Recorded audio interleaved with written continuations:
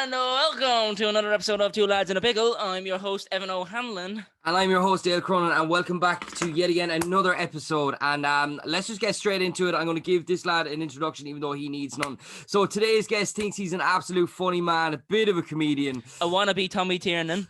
He's done more gigs than we've had hot dinners. He looks younger than the two of us put together, and he is a son who is the strength of a bear. He is literally and the Hulk put together. It is the one, the only Tom the Bear O'Mahony. Well, boys, How you getting on? I'm all right. I could do without. I'm out the country, I swear to God, and it's noisier than being in any city. Everybody's decided, let's start bringing tractors out the second we start recording this morning. It's just driving around my studio here. I have the man them shooting each other outside of my window, so it's a bit of a different. And I have a load of boys just shouting, "Well, boy, how's it going outside the door?" I love it. Love how Evan. Evan, are you back in London? Are you? I am. I'm back in London. Yeah. I'm back. I'm back in southeast London, bro. Wow. I'm actually in ends now, Tom. I'm in ends. You're actually you're so white you're blending into the wall behind you. Literally. You are. But it sounds funny. I'm dripping sweat because of the heat. I'm lucky I'm wearing a t-shirt. It's just funny hearing Tom say Mandem, because he's so, like, if there was ever a man to be like, he's Tipperary, it's Tom O Mahony, and he's there saying the word Mandem, but says it so politely as well, like. Fam, I mean, I'm gonna bust up in this place. Yo, bro, what are you saying? Yeah, you coming into man's ends and that, is it, bro? What are you saying? Yeah, silly old talk. Silly old talk. It sounds harder to speak like that. Like I've gigged in London a bunch of times, like, and lads come up and go, "Man, fam, there was," and you're like, What you're saying is more difficult to say than exactly. Then say congratulations, well done. Like, just say sound, or just a nod from across the room will do fine. I don't mean. But they're like, yo, that was legma, bravo. Yeah, you see, the thing is, yeah, your man was doing bad jokes on the stage, isn't it? Yeah, it's just like, it doesn't. They add extra words to make it just makes no sense. I tell you what, when you're going about that, Tom, my family were over at the weekend for my graduation, and they just couldn't get over, like, the people working behind the bar. We're in that Witherspoons that we met up the time. Oh, years ago. Yeah. And my mother is losing the head as the whole weekend goes on, because everyone is slow as tar over here. There's not a drop of, like, urgency with some people in some of the workplaces. They came over to me one day, and I said to her, "Oh, could I have the receipt, please?" And she went, "The receipt?" And my father turned around to her and said, "What do you think I'm asking for? Like, do you know what I mean? Slow as tar." Well, they don't. You see, they don't. There's no fear the pub owner's going to walk in, you know, and give them a bollocking, like, because in the UK, every pub is owned by somebody who owns a company who owns like 500 pubs. Do you know, it's but it's just an industry. It's not really a homegrown pub thing, like, where the old boy might come in the door with a stick and beat you over the head with it. Like. It'll be everyone else around you as well. You won't stop. Exactly. Like. Yeah. Well, Tom, how have you been getting on? Like, how's lockdown been for you? How are you getting on now that things are slightly opening up more? Grand. We're back gigging, so they're few and far between. But, like, you know, I was getting excited, like 2 gigs in 1 month, just the excitement of it. Yeah. So we started back in Galway. I did episode 200 of my own podcast, and we literally from there, then it just phone calls started coming in as basically the law was passed. Yeah. So there's a lot of potential. Right, and a lot of people kind of going, so if there was a thing going and a yoke happening and we were all there at the same time, would we be able to do a thing? It's like, Jesus, come back to me. Come back to me when... I love that. If there's a thing going and a yoke happening, what's going on? Yeah. Like... And that's where we've been for... Because, of course, and people have forgotten even how to put together things anymore. So it's... Yeah. And are people ready and stuff? But it's grand. I was up the north twice last week, where we'll come back to Clonmel. There's a comedy club reopening in OKeefes in October and stuff. So there's things for later in the year. It like, I mean, the notion that all of a sudden they were going to pass the law that yes, you could start, and that just floodgates were going to open ain't the case, because again, it's just tricky to organize. But there's stuff on the horizon, thankfully. Like, so I have a big question here. So O'Keefe's is still open, because in Clonmel, like, the O'Keefe sign is gone. Like, the place looks like it's burnt down. It seems. I think like a lot of these venues, they're after getting a bottle of money from the government. So it's time to start. It's time. So I'm guessing there'll be a lick of paint going on that fairly quickly, because the talk is early October. I got the phone call last night, early October for O'Keefe's, because it was supposed to be in Baker's across the road, but they want to put it in O'Keefe's. So wow, I would imagine you're going to see a lick of paint going on. That's fairly soon. But that's what's happening all over the country. It's like There's a job for you there, Dale. Open the hay barn, wherever we can get a venue going. Open. I forget how culty you are, Tom. Every time I talk to you, I'm like, fuck, I have to try get back to my roots now. What do I say? What's the right way? Is man them femmes. I know that now. I know that. Enough of that man them femmes. Now come back to your blah in Waterford. I'm too old for that. I can't. I'm unashamedly country, and I've moved back to the country too. So, was it weird? Like, did you have any fear going back on stage when you went back up for the gigs? Not this time round. Last summer, it was mental because I'd never gone longer than like 3 or 4 days without a gig, unless I was doing something like the Panto where there'd be extended periods of it, and even managed to crowbar in 1 or 2 gigs during that time. But it was last summer in Galway, in Salt Hill. They had one of those stretch tent things. It was unbelievable. Like, the setting was stunning. It was like 30 degrees down by the beach. Unreal. Like, they had it all laid out. They did these yurts everywhere all the way around. It was like a mini festival. And I'd never been that length of time off stage. And I was, all of a sudden, these nerves started coming over. And I was rusty. And it was right, because I was crap. I was absolutely crap. But it's like not doing, whether it's dancing or singing. If you haven't given it even a go in a year, you're going to be rubbish to first get-go. Like, because the only place to test out stand-up, unfortunately, you can't do it. You can do it here to yourself. But the only way to really test it out is in front of people, unfortunately. There is no rehearsal space. The rehearsal space is a Tuesday night on a comedy club. And I was rusty. My brain started locking up and I just started laughing. I went, well, this is some pile of shit, isn't it? And that's the best thing about that is you could say that on stage.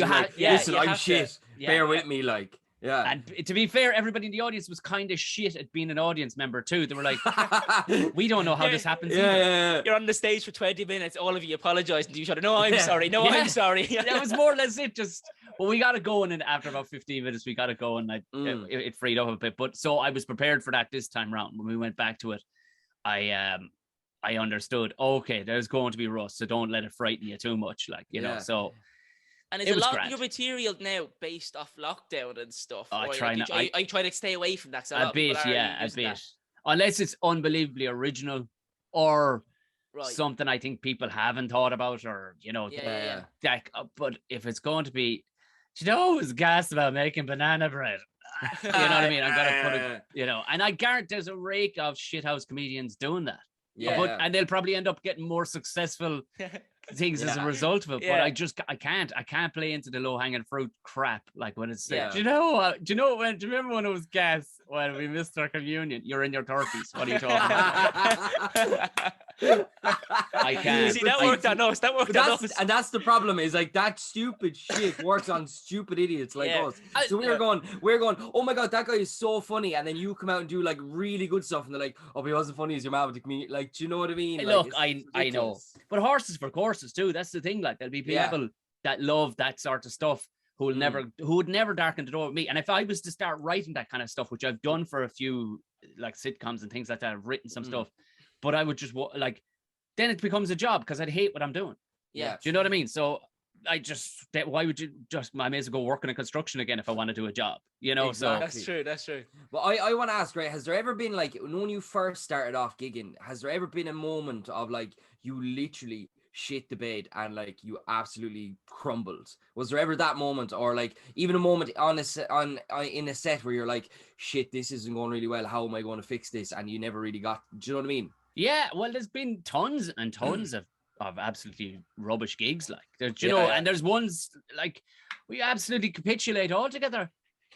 I don't think I have, but that's born ignorance too, where I'm like, well, I'm here and you've asked me to be here, so I'm going to be here for the allotted amount of time, like, so it has, like, I had a mental breakdown once, which turned out to be quite funny. You may as well embrace the madness of it. Like, it was in a corporate gig in, Meath, it was like Dunboyne Castle, one of these hotels. They have a bit of a castle hanging off the side of them, and they're suddenly castle, I think it was there, and I was after, we had a toy shop at the time, myself and my wife, and we were after putting in like 100 hours straight this week. It was mental.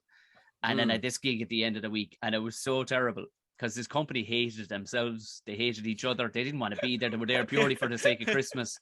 And the musical duo whose gig it actually was, who had brought me on basically to help him out. They went, listen, we'll go up and do about 25, soften them up, and then we bring you up and you fucking kill them. We'll do another half an hour. And then we'll close out the show. I said, well, that's a weird way of doing it. Let me go on or don't, why are we sandwiching? But the lads literally went up, died in their whole hard. But of course, they came out the gate with like some fairly strong musical material. And it died like unbelievably died on their hold for like 4.5 minutes, and then went, so welcome to the stage, Tom O Mahony, everybody. And I'm just I had my tongue in a pint looking to go, what? So I went up, and like the first 10 minutes it was just deathly looking at me, like, and you see the tables, they were all different. Like there was the tables of the younguns who didn't really care. It was a small pharmaceutical company. Then it got management got bigger and bigger, and by the time you got to the end, everybody had really nice suits and stuff like that. And they wouldn't piss on any of the rest. So I just had a mental breakdown on the edge and just sat on the edge of the stage. It was a radio mic, I remember, and I went, listen, ye pack of bastards. I've got half an hour with you fuckos. Now either you get on board, or I'm going to start calling out who's riding who in that company, who wants to ride who hates who. And I don't know it, I'm just going to start making it up. And I'm going to go table to table because I've got a radio mic and you can't go anywhere because you have to be here contractually. So get on fucking board now. And you can see him kind of go, the man with the mic is going a bit crazy.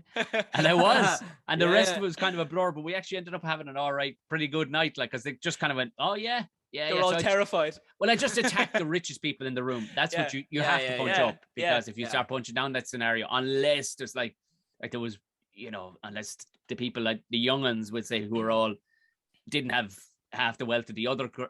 There was a couple of them that were beautiful, so you could point that out and take the piss a little bit there, but mostly it was about the really overly wealthy people at the top table, and then everybody else kind of went, oh, right, they're smiling and let's laugh. So so there's been a couple like that where you go, there's normally the only time it falls apart is when it's in a place where comedy isn't meant to be, that's the rule. Like it's always a knife edge when it's, hey, do you know what'd be great? Now it's like I did Taste of Dublin at the weekend, right? And there was comedy had no place, and thankfully stage maturity, when they went, hey, you do like half an hour stand up in between like Kevin Dunn cooking a crab and somebody else. Like, no, that's not gonna work.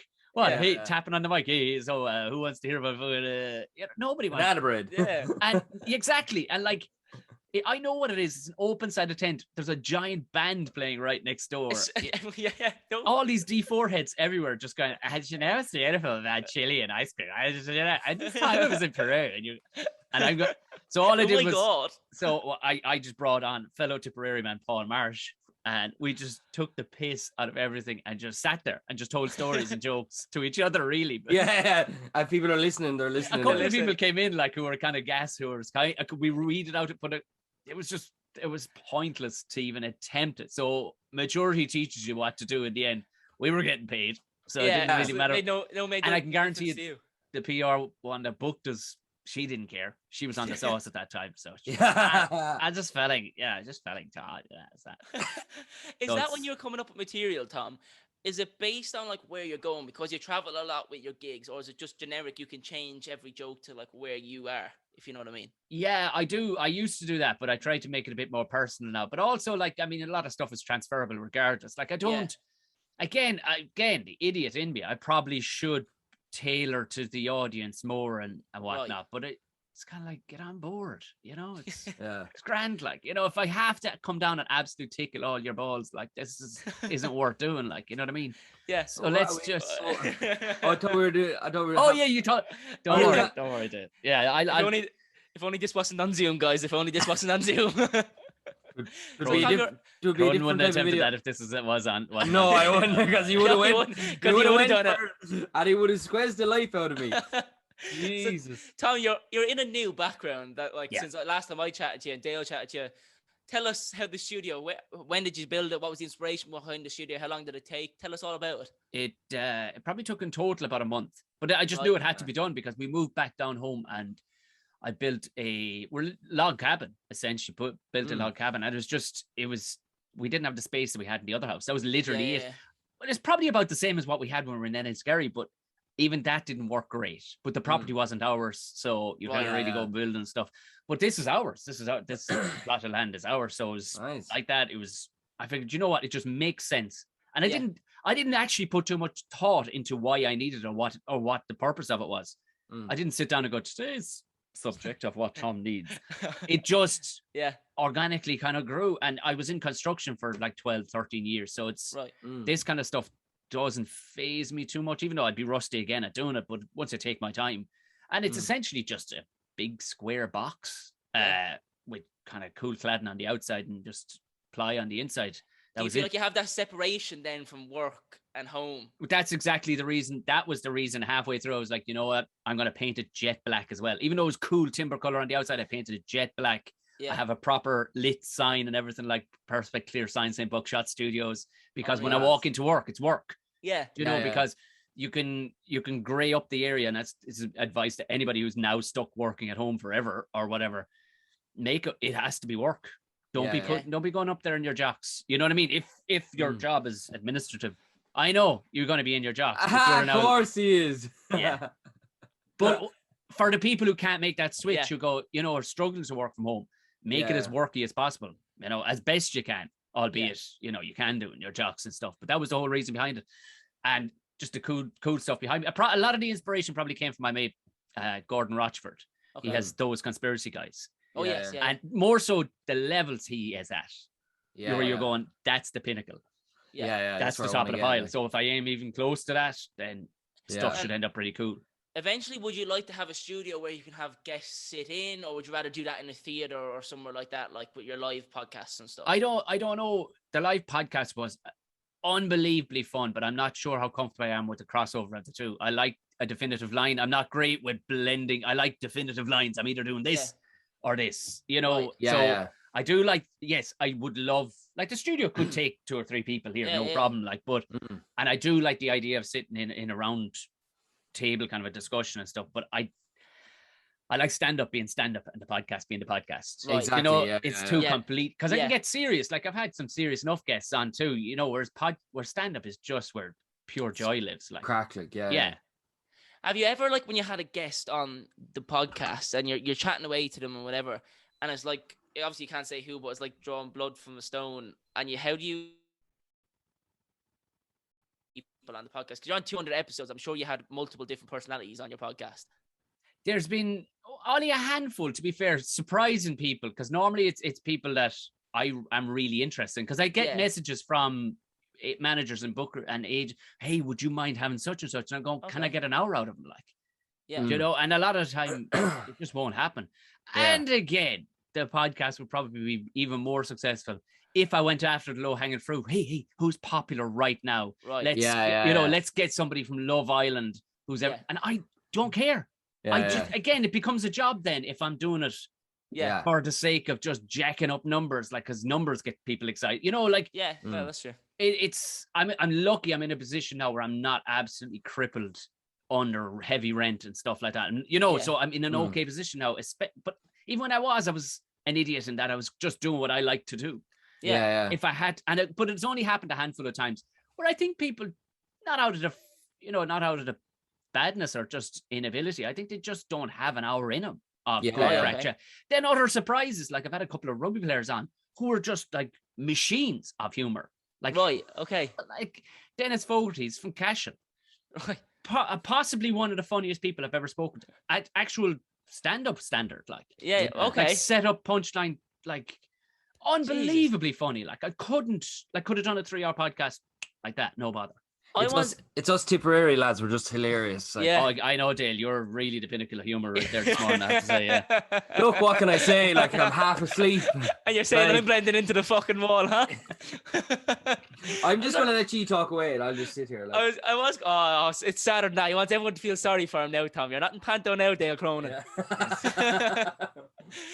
Tom, when you did when you were starting off, and you still do, you drive a lot of miles to your gigs. Have you ever had any time when go, fuck it, is this actually worth it? No. Driving these long? No. Oh, that was a quick answer. No. I wasn't expecting that. No. Never. And the day that starts to creep in, you're gone. go back to the construction. Like, no, honestly, that's not fluting around. Yeah. It's just, I suppose it's just a part of my brain that blocks off the dose that is the long drive. It's just, you make, it because the payoff is so high on the other end. Like, if it was a long drive and all I was doing was selling socks at the end of it, like, that'd be, that's murder. Yeah. But you get to go and, get paid to rock a stage for an hour, like saying the exact words you want to say. You know what I mean? The exact You're not things. doing what someone else told you to do. You're No, doing what you want to do. To no extent. And nobody criticizes you. Quite the opposite. In fact, you get a whole room of people going, that was mega. Yeah. So no matter what the drive is, it's just a drive. How is fatherhood at the moment? Because your club just keeps getting bigger and bigger. And I'd say if he kicked your studio, he'd probably knock it down. Yeah, he's gone fairly brute strong, all right. Yeah. I was laughing at him. I was laughing at him eating the berries the other day on your story on Instagram. Not a bother to him. We grabbed them out of the hand and he chewed them like there was nothing. Like, sure. Again, I don't know what the ins and outs of actual parenting is. Like, because I was, because it's been lockdown for a lot of it. So you don't learn off anybody. So it's just well. And he's from the get go. Like, he started walking at 6 months, so it made life very easy. Kind of way. Like, so whereas kids probably. It's after a year before they really start walking. He was booting it around just after 6 months. Because of the dog, really, I think it was. Because he just wanted to play with the dog. And the dog was like, stand up. Come on, stand up. If you want it, stand up. And that was, and so, I mean, I get he's great. And that's, it's not half as hard as people say, lads. I'll just tell you that. Really? Aaron, do you know what? You make a rod for your own back, Dale. Yeah. Chances are, if you're a complete dose, your child is going to be a complete dose. Like, I'm sorry, Dale, your child's going to be awful. Yeah, Dale. So, feck it anyway. Well, I'll be having no kids for a very long time, I'll tell you that that's much. What you think. These kids doing backflips all around. There's loads of them around Ireland doing tricks, running up walls, backflips. So it's been Dale grand. has left the Zoom. It's been grand, Evan. It's been great. Like, it's a very funny learning curve. That's what it is. Because I've never had any. Didn't grow up around small children. There wasn't any in the neighborhood that. Last time I knew anything about children, I was one. So I don't know. I was just about to say, where you got, like, you were never a child. You came out to your mother like, oh, my do the chopper. It's great because it's the ultimate ego move, isn't it? Like, you have a child that looks almost identical to you. It's like, I think the world needs another me. Like, it's. Is he finding his personality? That's the thing that everyone says. Like, you really, as they're growing up, they find their personality. Like, how's he getting on with all that kind of stuff? Are you really seeing him now starting to blossom in his own kind of light? I suppose, yeah. I mean, from the get go, again, it's probably an ego move, and you're going, he gets all my jokes. Of course he does. Of course he does. He's known nobody. That's who you practice your material on, isn't it? So he's become, like, thankfully he's gotten some of Natasha's niceties. Right. Thankfully. But it seemed to be he was very bright and sparky since day one. Again, I think a lot of it is to do with the fact that we have always spoken to him not like a baby, but like a person. You don't muddle your words and make sure and say them correctly. So you actually talk to him about the day. You're pissing down rain outside, isn't it? And he kind of nods along like, fucking rain.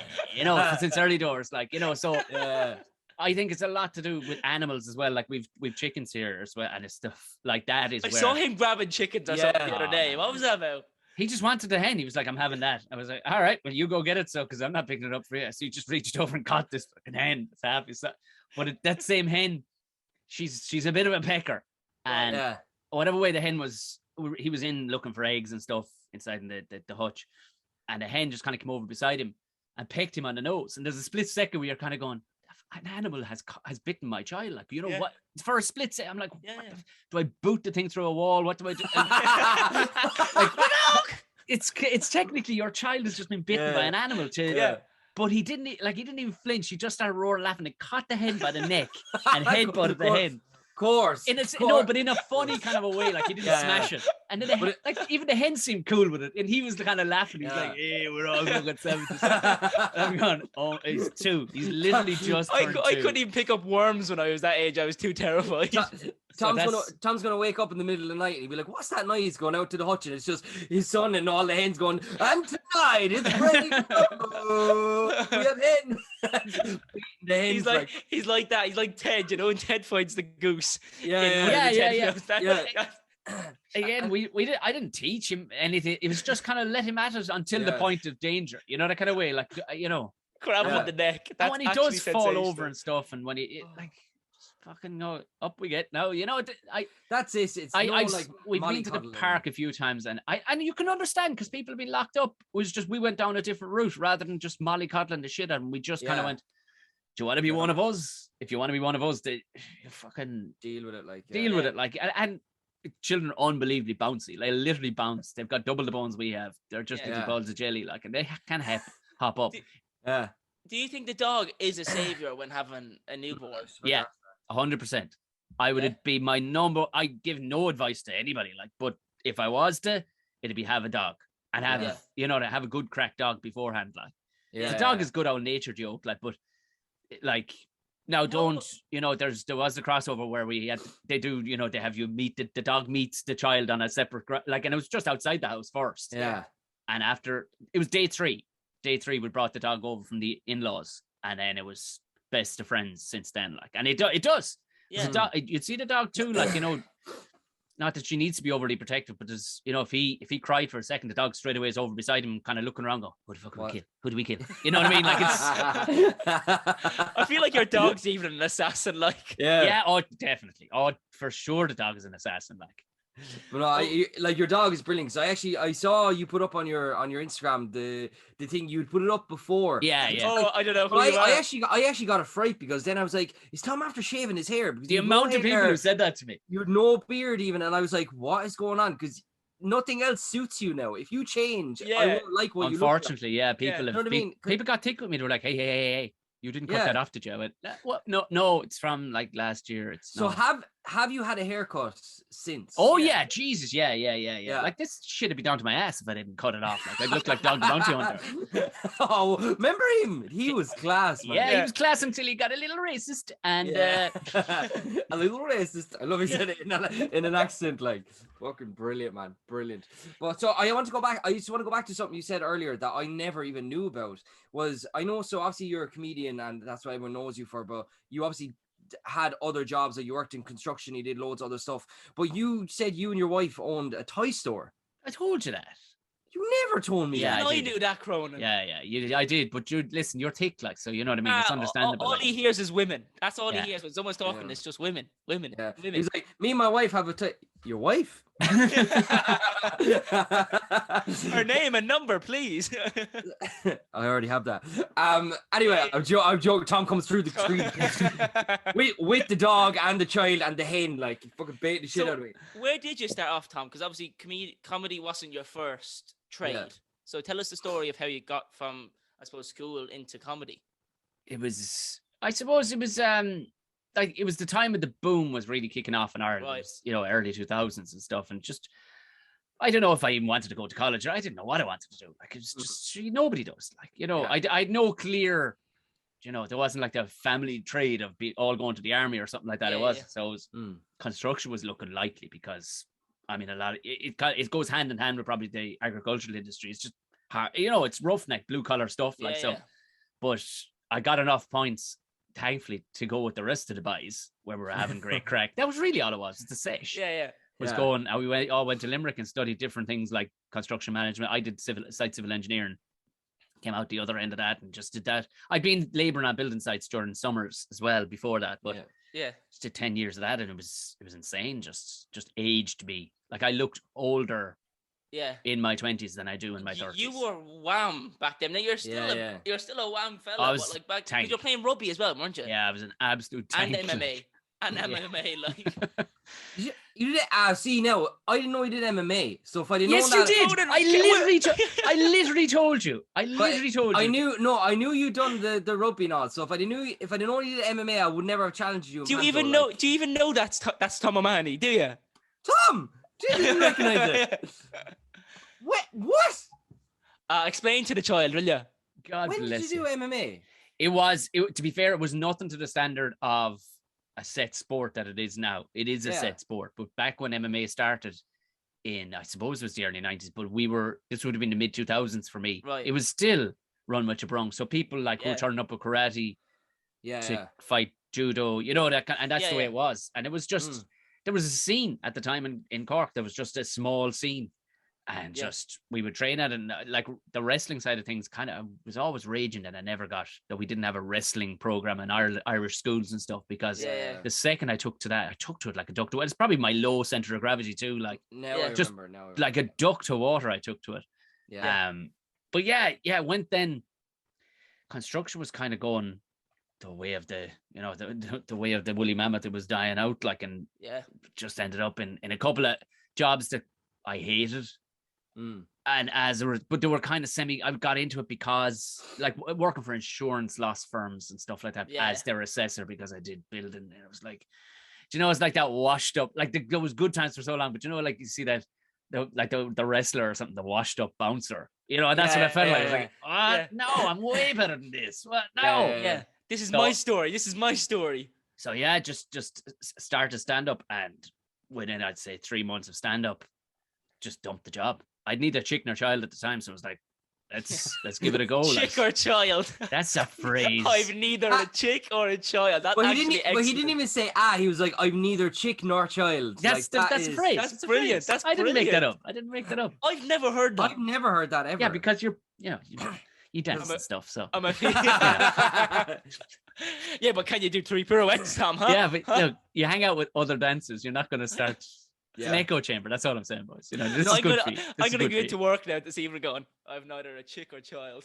Yeah, you've said it wrong already. So I was just about to say you said it wrong again, like, so, and they'll all be like, look, bye. Yeah, you look. That is brilliant. So anyway, you did all those gigs, and then you opened up a toy store. Like this, my Natasha had always wanted to open a toy store. We did, and it did well. It was County Dublin, technically. It was out in the Lions. Was it traditional toys or? Yeah, a lot of them were timber toys and stuff like that. And there was some, cool stuff. A lot of them we were bringing in from, I suppose there was Irish suppliers, but there was American companies as well. And it was going well.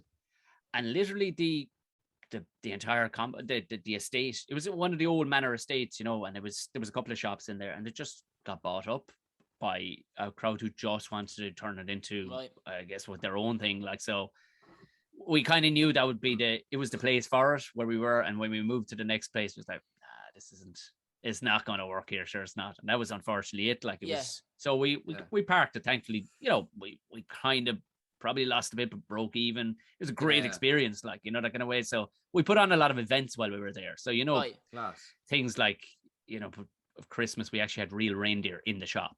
Like, stuff. That's why not? Like, you know what I mean? So it was, but there's no end to Natasha's imagination. So I was able to build most of the stuff. It's like, okay, well, what would you like? So what did you like? What you like? I get it for you. Very nice. But that is brilliant, because like it's nice to hear, because obviously there's a lot of people out there that would be like, geez, I'd love to set up my own business, but I'm too afraid to. But like, you're there, like, just do it, because what do you have to lose, really? Like, if it doesn't work, it doesn't work. Do you know what I mean? And like as well, like, so you're saying now you've moved back. Where are you living now? Back in Tipperary.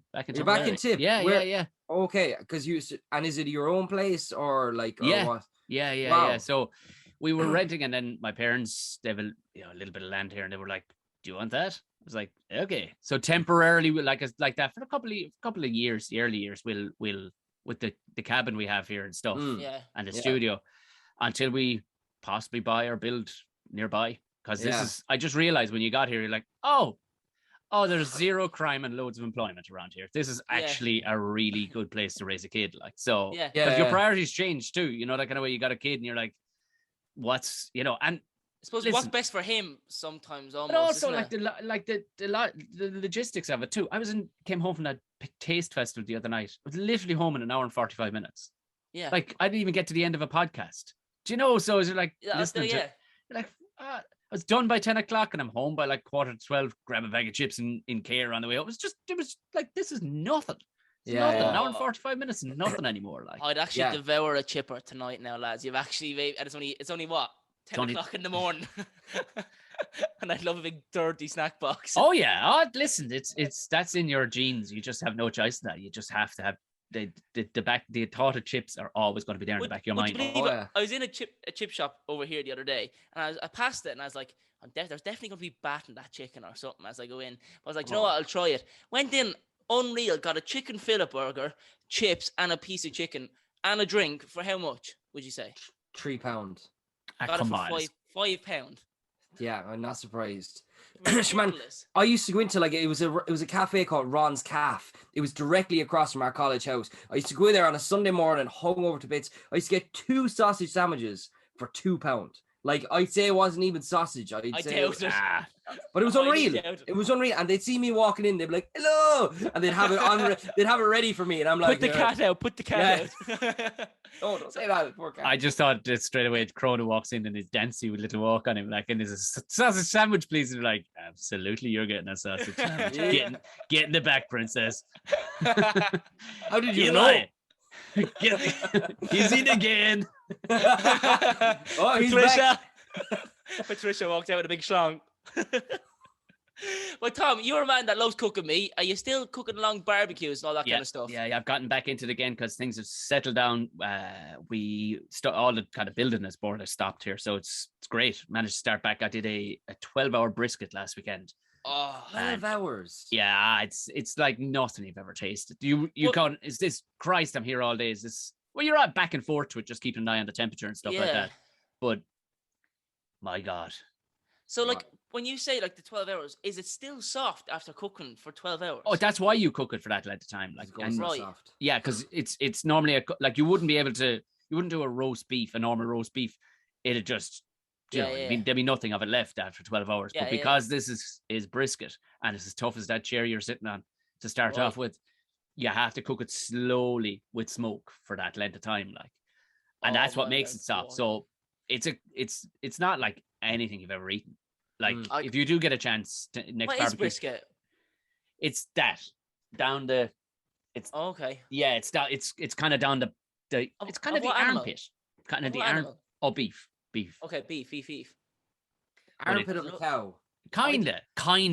Like it's for your audio listeners. I'm kind of pointing. It's around the backy area. Like it's. Yeah. Is that like what would be your favorite meat then to cook? Sorry, I'm cutting you short there, but what would be your favorite meat to cook? I suppose that is the payoff more than anything. I mean, 12 hours of pain anybody's arse, like, but it's the payoff of that is the nicest thing I've ever eaten, like off the barbecue. Like, it's ridiculous. I have a question for you. Yeah. If you could sit down with brisket on your podcast with someone either dead or alive, who would it be? What a fucking question. Oh, Jesus. Few drinks, brisket on the table. It could be dead or alive. It's up to you. And you sit down on your podcast. You just press record and go. Dan Breen, the Tipperary rebel. Really? Oh. Yeah. Oh. Okay.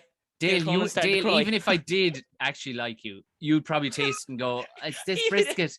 It's very meaty, isn't it?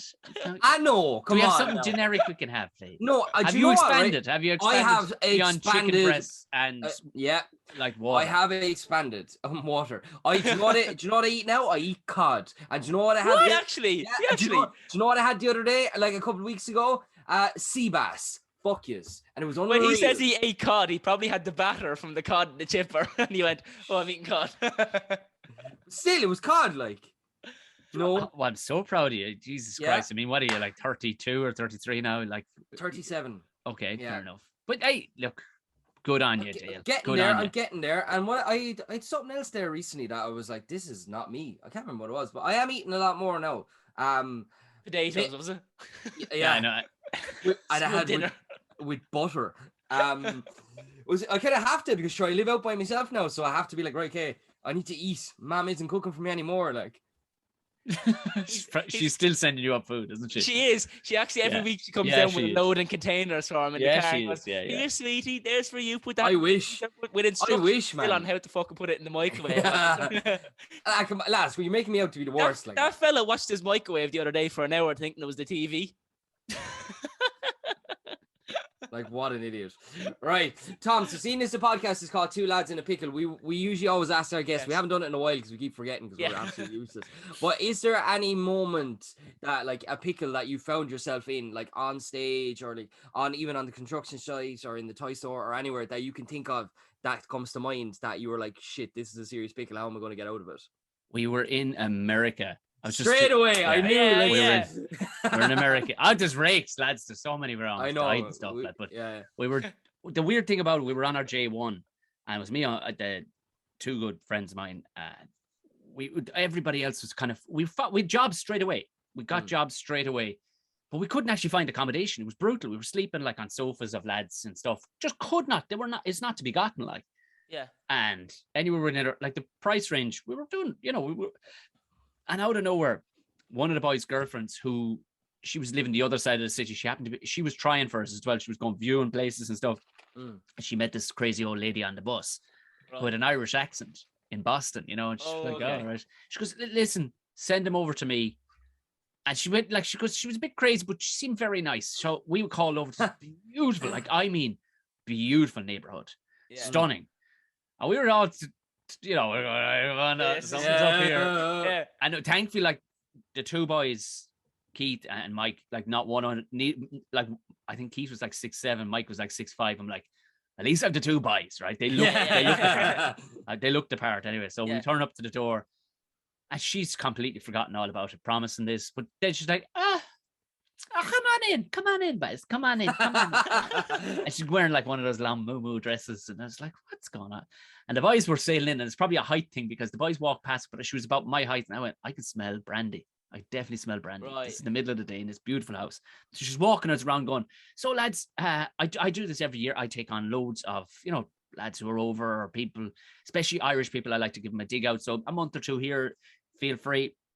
I says, well, how much is rent? She's walking around this but like MTV crib stuff, like walking around this unbelievable house. And we go, well, it'll be to my two sons. And she 2 sons that were down the room packing. The lads are going on a surf holiday for 6 weeks down in Maui or whatever. So the rent you'll be paying the boys will be going to them. So, and it was small, like beans, like it was like $100 a week or something. Like it was for nothing. God. Like we're going this up, but then we all started to warm to her, like, because she's a really good salesperson. She's walking, and there was something about those 2 lads. They were maybe 17, 18. They were looking out the door, kind of going, oh, fuck's sake, no. So she shows us around, and it's a beautiful house. She goes, now your living quarters will be mostly down here, down the basement, lads. You should have seen this thing. It was like man cave dream scenario. Okay. Like ridiculous. It was gaming center, a bar, a kitchen, like ridiculous, like pool table, like astronomical. You'd lose your mind. You'd never have to leave this place. Like, right. Yeah. She's come back to see her around 7 o'clock with your bags, and sure, we'll get going, boys. Like the missus, this is unbelievable. So off we go back with the bags 7 o'clock. But we're after convincing ourselves, because we're going up the road first, going, this is bullshit, right? This is fucking bullshit. Okay. No way, because we found nothing, no place to live for a month or for 3 weeks at least, and all of a sudden this shows up. But then we had ourselves convinced by the time we got back to her, like, oh, I know that missus. In the door we go. She's like, oh, very good, lads. Come on in. She's been a bit weird and a bit dothery, but she shows us down to the man cave. Relax yourself, guys. Throw down. Would you have a beer? Would you have a beer? Oh, Jesus, Mrs. Just help yourself. So there's a fridge right, like a little glass bar fridge right beside the TV and stuff, cracking open beers. 3 guys are sitting there, right? Happy as clams and going, boys, we fucking lad. All we have to do is maybe mow the lawn for that owl bird, and so we'll be working anyway and out of the house most of the time. This is going to be amazing. Like, Jesus Christ, we're sitting the leg kicked off the boots, but looking at the tent, feet up in the 3 recliners, and all of a sudden she goes missing. I turn around, she's there talking 1 second. I turn around, she's gone. All of a sudden, I'm out. Ah, man, this fucking unit walks through the door. This big, like a better mustache than mine. This big Mexican fella walks through the door, like he's like, and he's got a gun. He's got a gun, like, and down the front of his trousers. No. And the 3 of us, and I slowly like put my beard on and start. When you close the recliner with your legs, you're like, evening. I was like, what the fuck you was doing in my house, boy? I went, well, the lady there, whatever her name was, she's after, and he's like, and next thing he just starts smiling. He goes, she's done it again. She's fucking done it again. And next thing the gun goes back on safety and stuff like that. And he puts it down in the yoke. He says, boys, you're going to have to go. This is my house. He says, she does this every time she has an opportunity. She brings some fucking stragglers in and she sells them the whole thing. She goes, did you meet my sons? I went, oh, yeah, the boys are going surfing. Yeah, the boys are going surfing, all right. But and we were to be paying the lads. And went, sounds like a great notion, boys. But I still fucking live here. Like, I live here. So and we're going, you would have completely forgot that she had a husband or anything. Like, she totally mental. God. She nearly got the fucking three of us shot because she had basically given us her house for the summer. And he comes down and he's like, oh, she's lost the marbles years ago, apparently. Like, If and that's not America summed up, I don't know what is. Pure, like, and she was originally from Ireland, like this one, like, but she'd lost the marbles long ago. She was on the old sauce, like, and you know. Imagine sitting there, three Irish lads, and then a Mexican fella comes in with a gun going, oh man, he was in the vest. He looked the part, you know what I mean? Chest tattoos, the whole lot. Like, he looked the part. He just took a sup of tequila, like. all but doing that, like, you know. Yeah. That's actually excellent. That's a round of applause. That's excellent. So we got out of it, obviously. How, like, where did you find a house then after that? We did. We actually did. We were very lucky. Like 2 days later, we found this incredible house up beside like all the lads from MIT, all the smart lads and stuff. God, how the fuck? What's the deal with this? Like, how do? Jesus. And in fairness, there was a giant house split into 3 apartments, and we were like, there was 5 bedrooms in our apartment downstairs, and there was another 4, and there was Irish lads, and it was all linked by a huge balcony at the back. Class. Yeah, man that we met was lovely. He was he's like, hey guys, you know, real polo shirt wearing guy, you know, like he owned it. Sweating. He was a nice fella, but I was like, he's a bit over the fucking top with his niceties, like, you know, grand. But again, we're there on this. I got talking with the neighbors. I made friends with the neighbors who were constantly round with each other, but they were funny. Man goes, you know, well done for taking that place, you know. I was like, oh Jesus, what's wrong with the house? He goes, oh no, he says it's just, you know, a bunch of people died. I'm like, oh great. Oh, class. Good. Great. How did a bunch of people die? And apparently that balcony at the back, that's up all brand new now. That wasn't brand new a couple of months previous. A load of people were out partying on it, and it just closed like an accordion on a bunch of people that were out partying on it. And killed a bunch of people. My God. I don't know if Dale's frozen or he's actually in shock. Yeah, I froze when the boys was ringing me, and because I'm using my hotspot. So when they ring me, the thing freezes. I was wondering what was going on. Tom, you're after really getting them. You're really after shocking them there, but catatonic over the corner. What was I like? You were like this. I was like, poor Cronin won't be able to sleep for a week now. He'll never go out on the balcony again. Never again. But right, I think it is time for my favourite time of the week. It is reenacted movie scenes. What are you doing, man? Sorry, man. Reenacting movie scenes. So Tom, I know you're big fan about the show. He listens to it every single day before. We're like his motivators before he wakes up. You are like my Joe Rogan. That's what you do. Joe Rogan. We get that a lot. A lot. Yeah. So this is the time of the podcast where me and Evan act out a movie scene because we are actors, and we ask you to guess what it is, and we're obviously not going to tell you the answer because we get the listeners to guess what it is. Are you cool with that? Yeah. Oh yeah. Work away. Couple of thespians here. So what was last week's movie scene, Dale? So last week's movie scene was indeed The Notebook. Took me a second there. Every week I forget. Like every week I'm like, what is it? Was it The Notebook? Oh yeah. Tom, we're moving on up in the world, man. Oh, Bice, come on. What is your target audience if you're doing The Notebook? I can tell you here now, I ain't part of your target audience if you're going after The Notebook. But anyway, you actually are. Everyone was like, "Can you have the guy with the mullet?" And the fans demanded it, especially because you reminded them of your man in The Notebook. That's why they went wild for it. Yeah, of course. But see, Tom, we don't have just a target audience. We appeal to everyone. Everyone loves us. Everyone loves us, boy. You know. You know, That we get coronavirus, you're just Yeah. well, right. We're spreading everywhere. we We're just spreading spread- everywhere.